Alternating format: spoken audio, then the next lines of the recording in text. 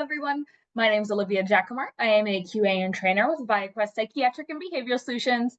And today we are going to be going through how to sign off on your reviewed documents.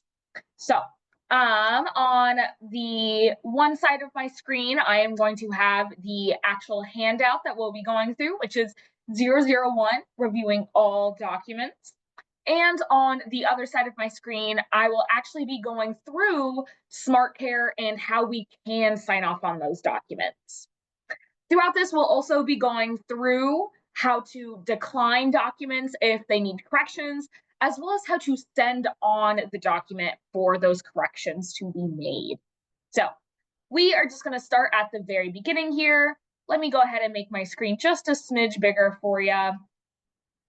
And we are going to be looking at the very top when you're signing those documents first. So whenever we need to go in and sign documents, we first need to go into SmartCare itself. And the first thing that we should always be seeing is our dashboard. When we are on our dashboard, we will want to find the Documents widget that has the To Be Reviewed section. So that's what I'm going to do. I'm going to go scroll until I find my Documents widget. And here is my To Be Reviewed section. And I can see in here I have 6 documents that need to be reviewed. So I'm going to go ahead and I can click on that number. And just as a reminder that minimally weekly, you should be reviewing this To Be Reviewed section. That way you are actually able to go in and review everything accordingly. So then we went ahead and clicked on the hyperlink. And then we can go ahead and click on the hyperlink of any specific document that we are wanting. So I'm going to go ahead and I'm going to click this discharge here. Whenever I click on that hyperlink of the specific document, it's going to go ahead and take me directly to that document. Now, I have found that sometimes this happens where instead of getting an editable document, a PDF comes up instead. An easy way to just work around that is by clicking your sign button. And obviously we haven't reviewed anything yet, so then we will go ahead and click cancel. Now we can find that here is a document that we can actually edit as we go through. So you may also find that a flag alert may need to be closed. That is totally fine. Once you go through the entire document, you're going through to make sure you see everything has been filled out accordingly. You can go ahead and click that sign button over on the top right.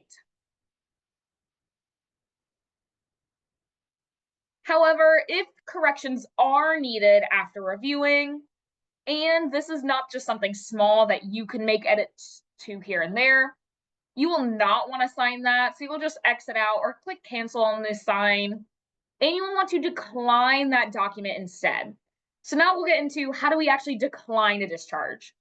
So if I'm going through, I can see, oh, there's an entire section here that the author missed. So I want to make sure that the author goes through and actually does that. So then I'm going to click on the plus button on the end of our bar around where our sign is. I'm going to click our plus button instead to get our more details section.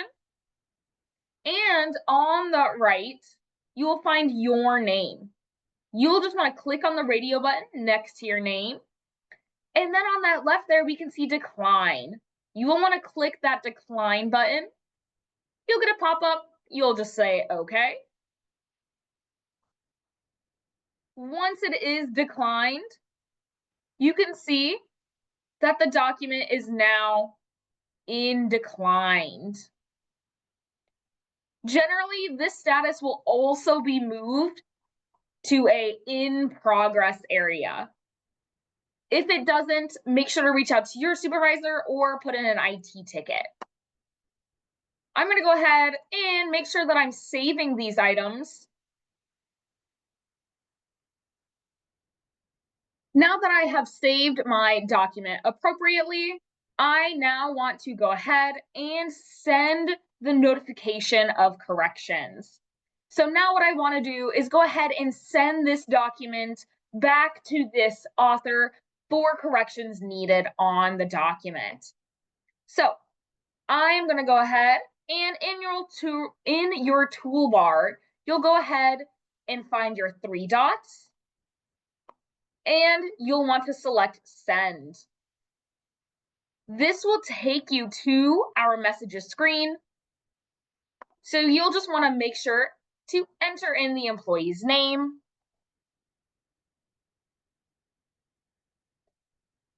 click on their name, and then they will be added into this list.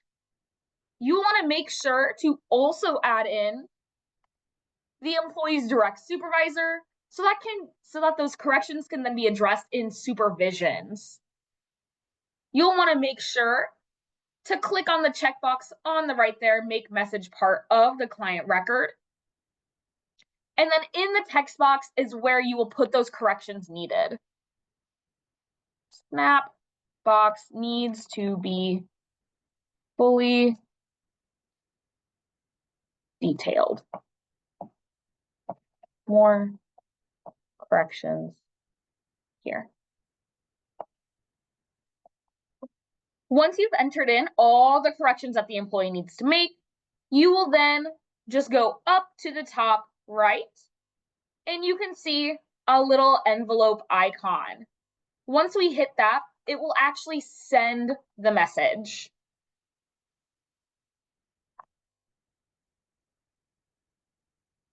Now that message has actually been sent to the employee and supervisor.